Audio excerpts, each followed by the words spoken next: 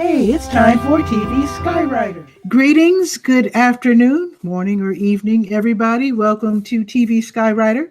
I'm Pat Murray, and I'd like to introduce you to people I think you should know. Our guest today is Shannon Griffin. I met her through Fraser Ramsey, who is from Scotland, and I can't remember exactly. Oh, I know what it was.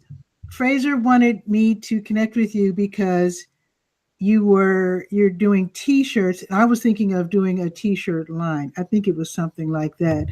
And then I found out there's a whole lot more to you than just t-shirts. So welcome to the show, Shannon. Thank you. Appreciate it. Absolutely. I love it you're wearing one of your shirts. So show Oh, us your shirt. yes. See, it is. Let me just turn this down. This is our humanity shirt. So it says humanity in our hands. And then, of course, that's God's hands holding the world. And actually, this shirt is a little complex. Seeing it real close, I have to get one of the shirts. But it actually has a bunch of different things that took place back in like 2008, 9/11. So we have the Twin Towers up in here when that happened. We have Haiti when the earthquake. We have the Philippines when there was a flood. And then during the time of 2008, when schools were everything tanked, we have where employment was low. We have where schools were losing money and our governor Schwarzenegger was taking all the money out and Oh, giving right. it You're to. in California. Yes, I'm in California. So yeah, so I this came to me in a vision, in a dream, and I woke up the next morning with just saying humanity in our hands and a collage of all the different things that were very pivotal and made a lot of changes for us back then. So that's what it is. Wow. So this became your premier t-shirt then, Yes, this was right? actually one of the first ones we did because back in 2008 we've been going along. So this was back then. Yes, this was one of Okay. our best sellers. People really love this one. Excellent. And I think, again, Fraser Ramsey wanted me to meet you because you were also helping other people put out their own t-shirts, right? So it's now a Right, t-shirt business and right, right. Yeah, consultancy. right, right. Yes, multifaceted, but it's all about the learning going from stage A to Z. So it's like total inclusive. So what do you help people with? Stage A actually, or the first step, the design, or do you have to figure out first why do you want to do a t-shirt? Right, right. That's the first stage is why do you want to even start a t-shirt company? There's so many other things that you can do, but why t-shirts? What's the whole concept? Because sometimes people don't really realize the power that a t-shirt has in the history behind what a t-shirt has. And they just see t-shirts and clothing and going around, but you have to understand the political, the social economics, the underlying tone of what t-shirts actually are there to do. So you want to Mhm. make sure if that's what what you're down for, you need to make sure you go full fledged into it and understand why you're doing this. And it's also important to wear. I shouldn't say this. I'm not wearing my own shirt today. I'm wearing a sweatshirt. I only have t-shirts.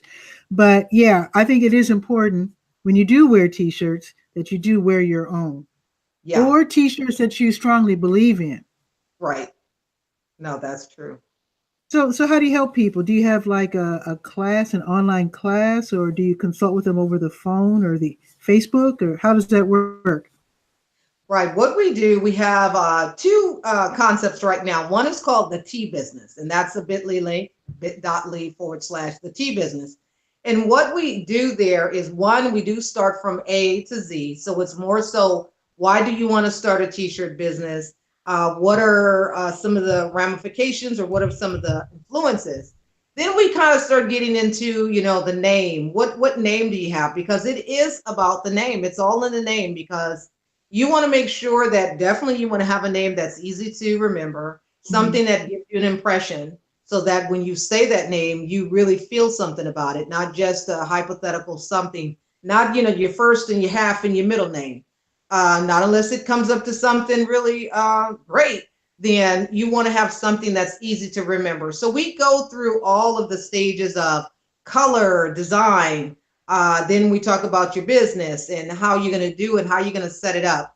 And then to the more important part is those things when you're asking, someone has to ask you, okay, what's the name of your business?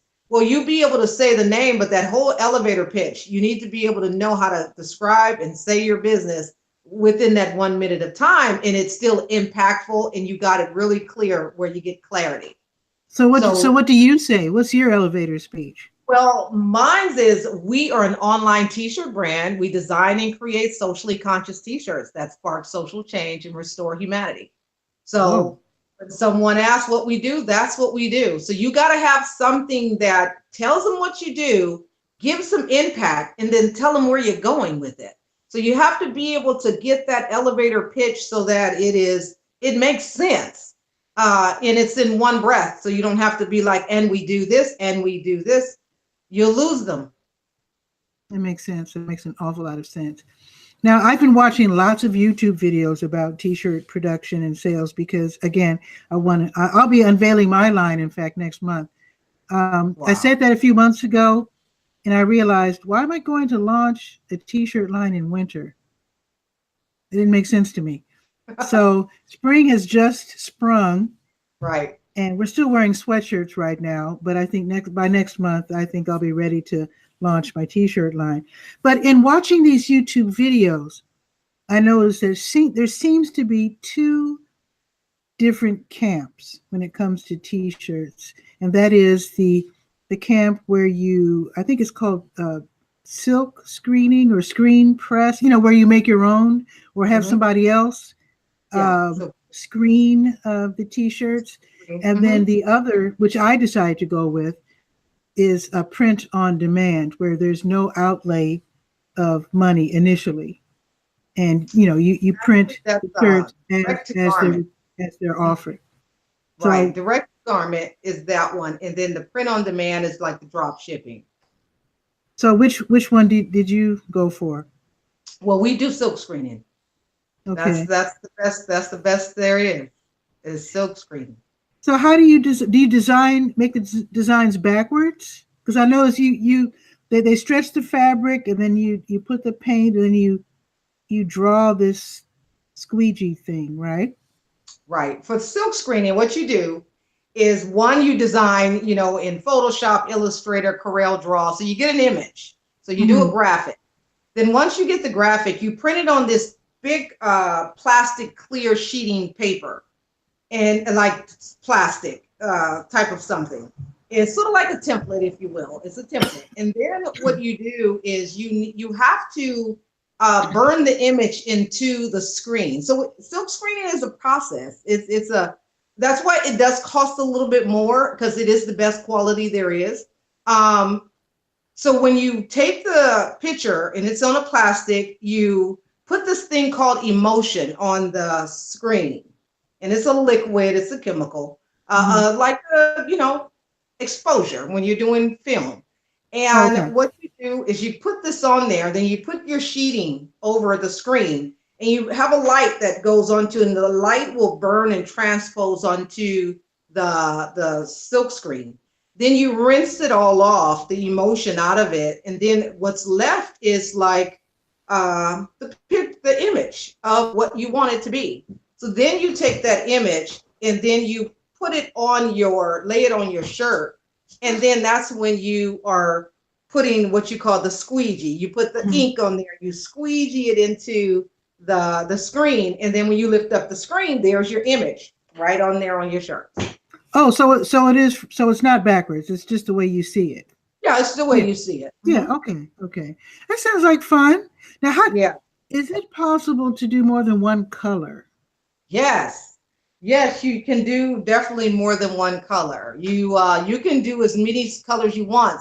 But the thing is with the silk screen is each color on your design is one screen by itself.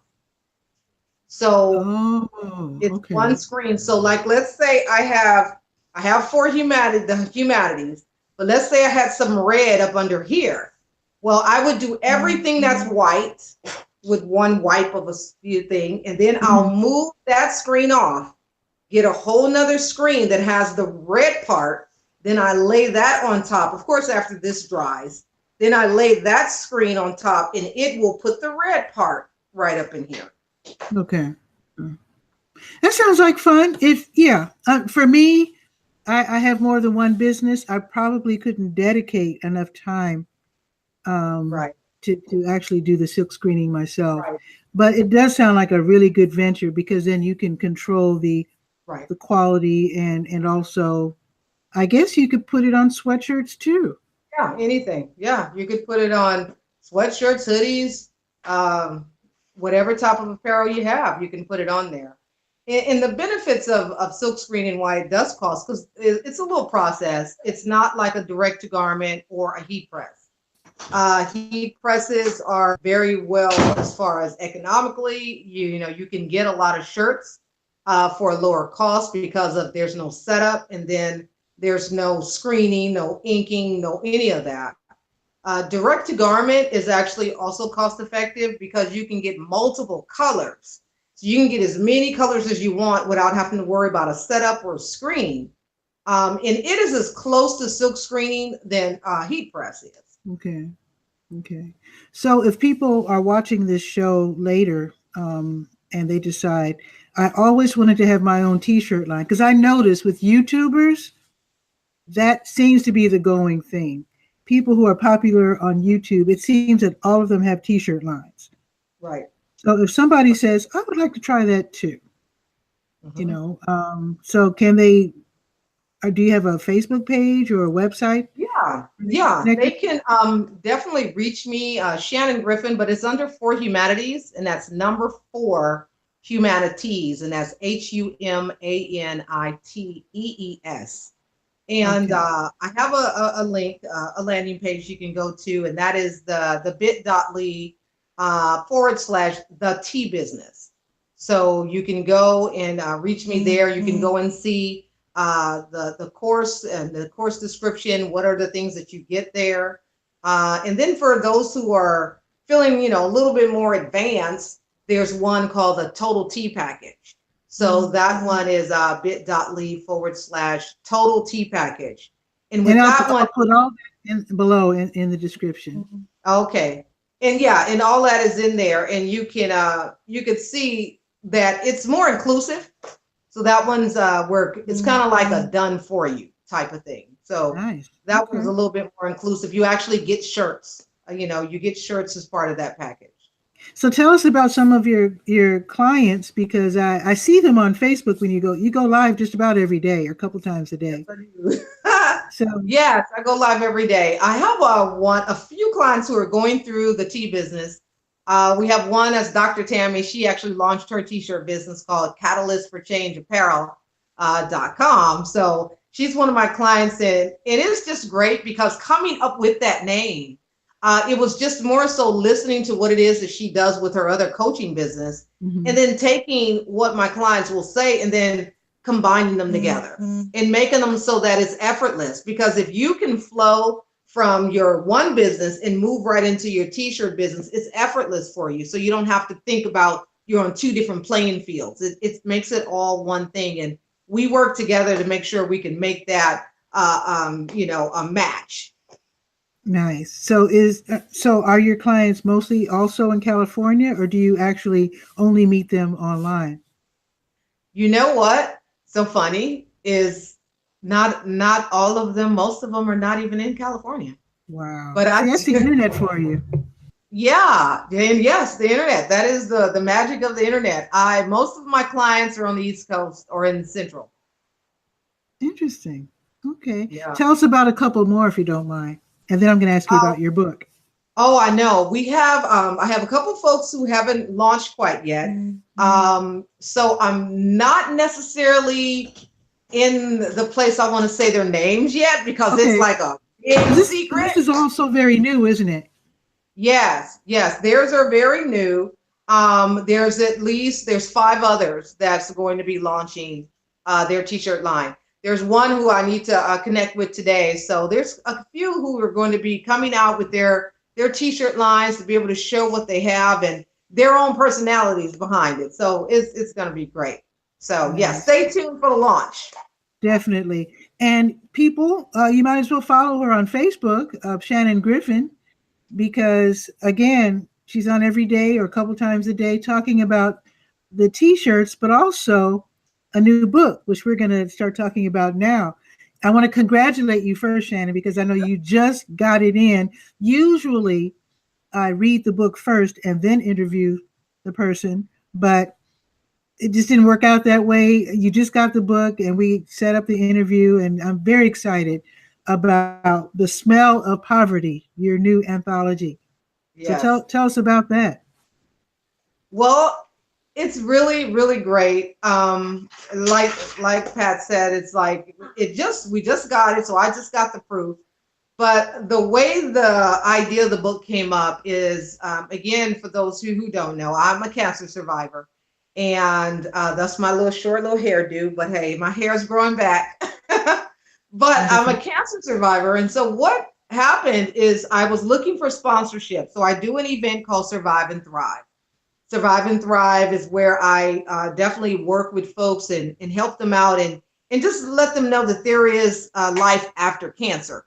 It's not something that you have to just give up on. And we're not going to underestimate, how this disease actually works and how it does take lives. So we know that there's people who don't make it, but those who do make it, we want to make sure that we're there and we're making it for our families and what we're doing. So I was talking and sharing about, I was doing a sponsor letter, and I shared why I was in the field of social work and why I do what I do. And when I did, when cancer came, how I continue to support my community and support others.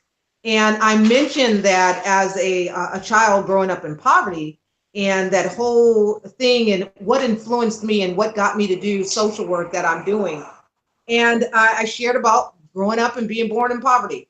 And I had just mentioned that poverty has a smell, because I've smelled the smell before. And I know it sounds kind of strange, but there is a smell. And working with a lot of low-income families and working with some, individuals that may not have as much as others. So whenever the different people would come up, and with children is where you smell it the most. And I would smell it and I would say, and I knew what it was, because also knowing, because, you have poverty in your own family. So you know where it comes from. So I was live broadcasting, and I was like, the smell of poverty. And I said, that's actually a book I would love to write, that A Smell of Poverty. And everyone was like, yeah, and they were chiming in and giving their feedback about poverty and sharing some of their own stories. So it developed right there online. And we came up, the name came in, and we said The Smell of Poverty. And we said, we're going to do a book. And I said, who wants to be in it? And I got 16 authors who wanted to be in it. Wow. So I call it the Sweet 16. So are all of the 16 stories then, they're written by the 16 individuals, not written by you, written by them? Yeah, it's written by them. Okay. Mm-hmm. So primarily, are they just like success stories, how they beat poverty or what? Right. And that's what it is. The tone of how we wanted the stories to go is where you state, what your poverty story was or is, how did it affect your life? And then what did you do to, overcome it? What did you do to get out of it? What are you doing? Some people wrote things from work or working in their business. Some people wrote things from as a childhood, from myself. We also, what was really, really pivotal in this book that is so historic, is that we have someone in here that's 120 years old, and she lives in Ghana. Yeah, so I have her story, and more so for her, it was more so an interview, because she's in Ghana, she doesn't speak English. So her granddaughter had to tell me the story of being in Ghana. Yeah, so it's really, really great, and I'm actually find her picture in here. But it's really, really great. I can't wait to read that one. Yes. It's really great, because one of the things that she shared is knowing that when slavery, of course, hit the scene, it was in Ghana. And knowing her story in the El Minas Castle, that's where the British built that castle, where they was just, moving slaves, moving our folks through. And that's where you would go. And what it was said is that there was as they say, the room of no return. So I was able to talk with her granddaughter to get that information about if you went in that room, you never came back. So it was the room of no return. So you can look up Elmina's Castle and they talk about the room of no return. Okay, and so it's really great to have her in there. So I'm going to show her picture just really quick. This is her. So hopefully you can see it. So that is her, and her name is Elizabeth Corcor. So she's 120 years old, and she's still up and living. Yeah, she's up and moving. I have pictures of her still cooking. So yes. So obviously you've read all 16 stories. So I'm curious. No, you haven't read them yet? I have not. You know what? What's so crazy? I did not want to read them until they got in this book. Wow. I didn't want to read them until they got in this book. Because I don't know. I was just like, it felt like cheating.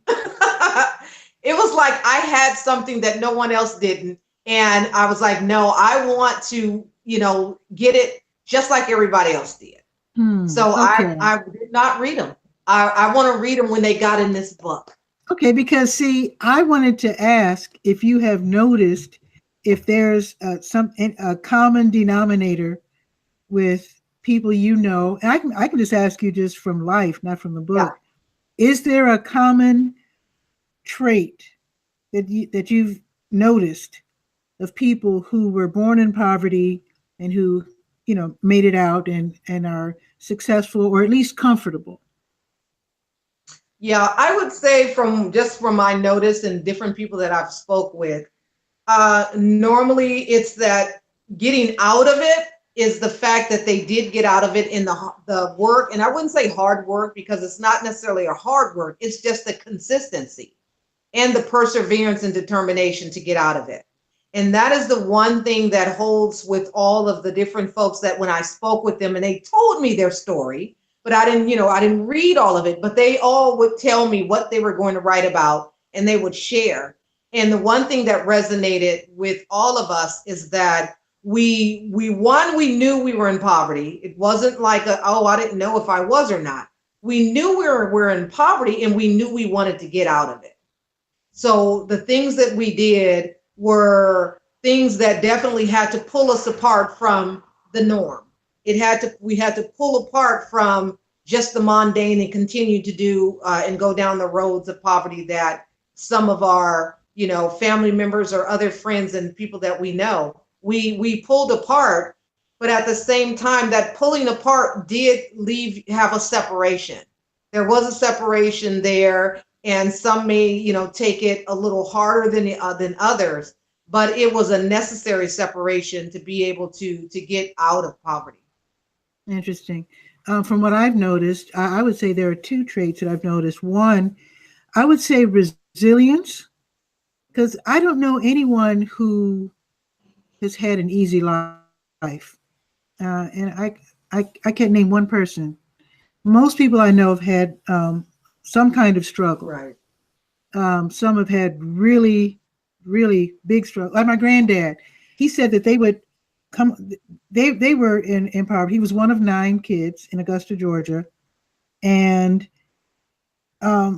they were expected to go to school, of course, but they would, they didn't have money, they didn't have dinner like I grew up eating, where you're sitting, hey, how was your day, as we're enjoying roast beef and whatever. No, they would drink water. Granddad said they drank water for dinner. Sometimes they didn't have enough money for food. Certainly not for 11 people. Right. So they would drink water, fill their stomachs, and then he said they were still expected to do their homework and to go to school. And his mom and dad instructed them, school is what's going to get you out of poverty. So my granddad grew up to become a college professor. He really liked school. But I would say resilience, and I would say kind of most people I know, I would say quiet resolve. It's not like they're not really loud about it. Right. but they just quietly go about their work and they just keep at it, like what you said, perseverance. Right. No, I agree with that. Because in my story, that's what I spoke on, is the fact that education, I knew education was going to be the factor that made the difference for me. Because I, had the all typical stereotypical stuff. Young, one of six, on public assistance, public housing, no dad in the home, growing up, single, young mom, teen mom, pregnancy, dropout. I mean, all of the above. So I know all of the teams, ting, ting, ting, ting. Mhm. So I have all of those. But at the same time, it was all about perseverance and knowing that education is what I needed. And having influencers in my life, such as that didn't really know that they were influencers, going to being in high school and having a biology teacher, which was, she was an African-American woman and she looked like my sister. So she reminded me of my oldest sister. And the fact that she was in biology, and I had enough knowledge to know biology was something that was, wow, you're pretty smart, for you to be knowing and doing biology in high school. And knowing she was doing biology and she was working and she had children. So I've always thought that that was just a wonderful thing. And I was, I wanted to do that. I was like, her name was Miss Gurley, which I think that's probably why I just thought her name, because she was Miss Gurley. And she was, she was cute and she was girly. So I was like, Miss Gurley, but she was a biology teacher. And I thought that was just a fantastic thing that she's doing that. And she had a family. So she was one that I knew I had that was outside of my own family that definitely set the tone to know that education was something that was going to make it happen. Did you ever get the chance to tell her that she was an influence on you? No, I mean, I would love to find her. I'm sure she's not, too much older, So, just to be able to find her name, I just know her name is Miss Gurley. That's all it was. I don't remember her first name, but those are teachers who I always wanted to find and be able to find where they are to be able to tell them that. But no, I have not. You'll find her. I'm sure you can. I know. I'm sure she probably has a Facebook page. Or just, the teachers union. Yeah, that's a thought. There are a lot of retired teachers associations, I'm sure, wherever you went to school. Are you actually from California? Yeah, born and raised in Oakland. Wow. Okay. It's rare that I meet people who are actually from California. Wow. Yeah, I've been here all my life. Amazing. Yes. Okay. Maybe it's not amazing to you. It is to me. Oh, I know. I was like, oh, California. I bet you can find her. Just look up the Oakland School System Retired Teachers Association or something like that. Okay, that's a good thought. Thank you, because I definitely would love to see her. Present her with an autographed copy of the book. Oh, I know. That would be great. Definitely. So yeah, but I do appreciate her. And if she's on Facebook, then I would love to see an interview, since you're on Facebook every day. I know. I would love to see you bring her on Facebook and encourage other young people. Right. She probably has no idea that she even influenced you like that. No, she don't. Because, she had, 6 classes, so she had no ideas. Because I didn't talk. I still, like I tell people, believe it or not, I'm on social media, but I don't really talk a lot. I'm really quiet. I like to sit back and learn. You don't come across as quiet. I know, I don't, but I am. I'm real quiet. If I came into a room where everyone was, you would see me, but you would be like, okay, I guess you don't really talk a whole lot all the time. Until they see you on Facebook, where you're very bubbly. Until they see me on Facebook, it's like the match struck. Oh, I don't want to finish talking about your book just yet, because people are probably curious by now. So you said you just got the proof back, so you have to look at it before it's officially released? No, so it's not necessarily released yet, but on the 27th, from what I understand, that's when, because it's right now on Amazon. So if you go to Amazon, you'll see it. You'll see the book, but it says that on the 27th is when it will be available. So the release is, the launch is on the 15th of April. And so we're going to be doing this big launch. So we're doing a lot of different interviews, such as this one. Again, thank you very much for the interview. Definitely appreciate it. Because this is my first book. I'm new to the author thing. Hold it up to the camera. Yeah, let's see. Nice. Nice. Let's see the back. Okay. Nice. And do you have your picture on the inside? Yes. And see, and that was the thing too. I didn't necessarily do it where it was about me, because I could have did the book, but I knew that in order to reach the many people that I needed to reach or I wanted to reach, that I knew it needed to be many stories, because everyone's poverty is different. And in order for people to say, "Oh, okay, that doesn't apply to me." Because, we're quick to do that. We're quick to say, well, that's not my story, or that's not like me. So I'm not, it doesn't resonate. So the fact that there was different people in different stories, that you'll find something that resonates with you. How about that? Me. There I go. Congratulations. Thank you. So you said this is your first book. So is there a second one to be had soon? Yes, it is. So we're already started getting ready to launch The Smell of Poverty 2019. So I think the 16 is good, because if we, keep in line with the Sweet 16, 16 authors again, that will be the cap, and we'll be doing 2019 for The Smell of Poverty 2019. Oh, I didn't know this is going to be a yearly anthology. It's actually a brilliant idea. Yes, it's going to be every year, because poverty is different from year to year. Different people and different, even if some of the authors that are here go over to the next year, what is your story now? What are you doing now? So the tone of it, still coming from poverty, but now where are you? What's going on now? What did you do? Who's your influences? What do you do to get up out of it?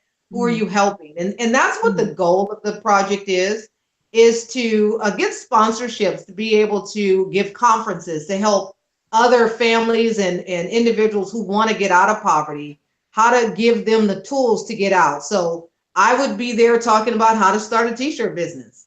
Others who are doing it will be there to talk about how to be a publisher, different things such as that. Because actually the publisher of the book, she's in the book too. So she thought the project was so great, she wanted to be in it as well. So, we have really great things we want to definitely do with The Smell of Poverty. That's wonderful. Now, is there any way to connect the t-shirts with the book? Has there ever been a plan to somehow put those together, like Smell of Poverty t-shirts? Or yes, we actually have those and some mugs. So yes, yes, we do have t-shirts and mugs. So yes, that's at that bit.ly link, The Smell of Poverty, the bit.ly Smell of Poverty, and you would be able to get the t-shirts, and there's mugs there. So there's cups, mugs, and t-shirts. So we got tank tops, we got men's shirts, we got women's shirts, and some coffee mugs. Okay. Well, I really love what you're doing, Shannon, and I want to commend you for this book. It's called Anthology, right? The Smell of Poverty, and I commend you for that. Very exciting. I can't wait to see it. And also on your For Humanities. Again, this is for people who want to make a statement in the world and who want their own t-shirt line. If you don't already know how to do it and you want to go with the silk screen, then they would connect with you, right? Right. And actually, I'm not going to ask you to repeat the contact information. Instead, I'm going to ask you to email it to me, and I can add it to the description and the credits at the end. So any final last words, so to speak, or you want to tell us what your plans are for the rest of the year regarding your book and your t-shirt business? I'm very curious. Yes. And again, first and foremost, thank you again for having me here today. And, despite our busy schedules, but it's never, never too late to be able to speak with good friends. The one thing that we're going to be doing, of course, is launching the book. We're going to be doing some a book signing, and we're going to actually be setting up a virtual reading session. So there will be a virtual reading session. We'll be putting out for it's going to be a closed in, a close knit. So it won't be just live on Facebook, but we will be doing it where either people will sign up to be a part of it, to be a part of the virtual reading. So we're going to just have some conversation. Okay, wait. I'm old, so this is kind of new language for me. Virtual. So does this mean somebody will be reading their story aloud to an audience? Is that what it means? And it's going to be virtual. So we're not going to be sitting physically together, but what we'll all be doing is that we'll be all in Zoom, kind of like what we are doing right now, hypothetically. And the authors will be there, and then they'll be talking about parts of their book and having an open dialogue about poverty and about their story and about who they are and what they contributed to the book. That is a brilliant idea. I don't know if all authors and compilers and editors are doing this as well, but I think it's a really, really brilliant idea to directly connect with your audience. I like that. Right. I don't know if you said you're a social worker. You said you're a social worker, but where's all this media savvy come from? Or media savvy? That's the crazy part. It's just a bright idea, because actually the other side of social work, I also have a degree in fashion merchandising. So I'm a fashion person as well. So and I have wild ideas. Yeah. So I do that too. So I sew. I love it. In paint, in things like that. So to me, the ideas that I have, I have a platform I call the I Create Academy, and it's for creatives. And being a creative, I call bright ideas a lot. And I actually work with folks and I help them come up with bright ideas, and I develop them with them. And this idea, it just, they just come. God just download them into me, and I'll be like, ooh, that's a good idea. Let's do that. So, and that's how it came. It just popped in. I love it. So I am going to ask you to list a couple of your website, because you have more than one website, right? Yes. So give us the T-shirt website and the book website, which I assume would be Amazon, right? You just go to Amazon. Right. You just go to Amazon and type in The Smell of Poverty, and then you'll see it, because it's up there. I went and looked at it. So it's actually live. It's there. You won't be able to download at least to the 27th. And then the big launch is the 15th of April, which is tax day. And it will always be on tax day. It's going to always be on. So the cycle is your stories are due by the 31st of January. The big talk is going to be in March, and the launch will be in April 15th. So that's the cycle. It'll always be that way. Love it. Okay. So yeah, so the Smell of Poverty on Amazon, and for the T-shirts, if you are interested in wanting to start your T-shirt business, that's the one, the bit.ly link, the T business. And for anything, if you're looking to just sort of vet out a good idea or process, I have a platform called My Bright Idea, and that's also a bit.ly link, My Bright Idea. So what I do is you say, hey, I got an idea, and I said, okay, tell me about it. And then you tell me, and I said, okay, you could do this, this, and this, and then I help you figure out how to monetize it. And then do things outside of the box that no one else is doing. So that's what I do, is I like to do some, and it just comes that way, groundbreaking things that are just not the norm. Isn't it so nice that we have the internet where you can get these ideas and act on them? Can you imagine what it was like years and years ago when people would have ideas but no way to implement them? Right. It is. It's amazing.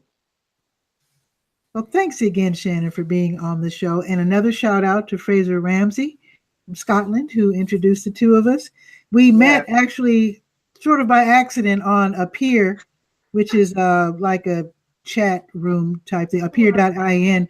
I think you were inadvertently entering the work and focus room. And of course, we members, we are alerted. And so I would always get this alert. Someone's in the work and focus room, and I would enter the room, and you would be like, "Where am I? What is this?" Yeah, who's talking? I think you were entering it by mistake. So that's how Right. we actually met. So obviously we were meant to meet. Right. No, for sure. For sure. I would call her my magical friend. They would just come out of nowhere. I'm like, who's talking? Who is that? Well, thanks Oh, again, Shannon. So it was great having you on the show. definitely. Obviously, you're going to come on again because you're going to be doing this every year. Right. So obviously, you're going to be a guest on TV Skywriter every year. Yes, thank you very much. But actually, Absolutely. I have another book project that's going to be coming out late summer. And this one is called The Great Divide or The Great Division. And this one is more so, I mean, it's, little slight controversial, but probably not much. But it's about the division in the African American community and African Americans with others. And even within, like, dating outside your race or any of those things. It's that divide that I called it like the code, the division code or the code of poverty that is embedded in us that we either one, are being fed information or images that are not favorable. And there's a divide even between, you have dark skinned blacks and you have light skinned blacks. Mhm. There's three dark skinned children and there's three light skinned children in my family. Mhm. So just knowing that, and for me, I was always called little black girl. And as a child, I was like, I didn't like it, God. and as I grew up, and it was like, you went through that whole identity thing, and where dark skin was not as favorable as light skin was. So knowing that and experiencing that, I threw it out there just the other day, Mhm. and lots of folks seem to be wanting to be a part of it. So it's called the Great Divide because there is a divide, social economics between African Americans as well as our own images that we see, and what is that divide and what can we do about it. So there's I'm always glad a you're doing that because sometimes people aren't aware. I have heard people say, "Oh, I don't," they might not agree with someone who says that they're being followed in the store or maybe the police, whatever, uh-huh. and they'll say, "Well, I never have a problem." And sometimes they're not even aware. I'll give you a case in point. I'm from Chicago, and I went to a party in Hyde Park, which is the University of Chicago neighborhood. It's I guess at the time it was maybe half and half, white, black, large Jewish community, et cetera, et cetera. Um, and this party was kind of interesting because a few attendees of the party arrived upset, very upset. And it was like the light skinned people were not being followed and harassed and asked what we were doing there by the police, but only the darker skinned ones were. Right. So it would be easy for the light ones to say, "Well, I never have a problem with the police. So you must be a criminal or something." Right. But I was like, isn't that interesting how the dark skinned ones were being asked, what are you doing this, in this area? Right. And the light ones are just, waltzing right by. And that can create a divide, that in itself. Yeah. Mm-hmm. That's right. That's It's really it does. it's It something that creates you're a obviously divide. going to tackle in your book, so I can't wait to see that either. Yes. But yes, it does create a divide, and it does create a divide especially if it's within siblings. Yeah. So, you have the dark ones and you have the light ones, and that's just, how that went. And That's really pitiful when you really think about it. Come on. it's That's true. really pitiful. Come on. It is. Parents are going to blame the kids. They made the kids. Come on. It is. It really is. So that one's going to be very, very interesting.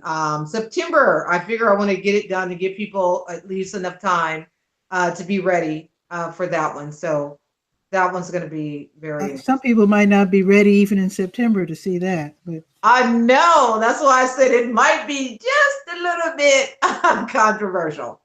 still very worth discussing because some Yeah. people are still, to use a very old-fashioned word, color Yeah. struck. That's an Right. old Southern word. Some people are still color struck. In this day and age, I find it hard to believe, but it's there. Yes, it is. And now we tend to do this as Black people. We always think that we're the only.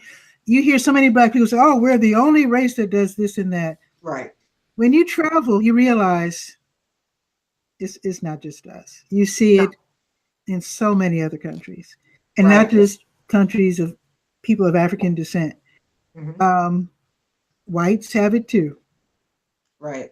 Right. You know, Asians, Hmm. Right. Latinos, Hispanic people. It's really amazing how the whole world is just got some work to do. Let's put it Yes, that way. Got we some do. work to do. So thank you again, Shannon. It was wonderful talking with you. You're really fascinating. Obviously, I'm going to have you back in the Thank you. fall. So is the book going to be finished in the fall, or is it going to come out in the fall? Do you have to? I know there's a process where it has to be edited and re-edited and all that stuff. Right. Unfortunately, editing, if you just get a good month of editing, you're probably doing pretty good. So timing it just right. It shouldn't take people no more than a month or two to get their book. So right now, it's going to be getting out there where people can start signing up to be in it so that they can get started. 2 months to write your story. That's, May, June, even if you got July, August, and then ready for August and then launching in September. Okay, sounds good. I will talk to you then. Yes, thank you. Okay, folks, I hope you enjoyed today's show. And if you would like to be a guest, obviously you don't have to be in Durham to be on TV Skywriter. Shannon is in California.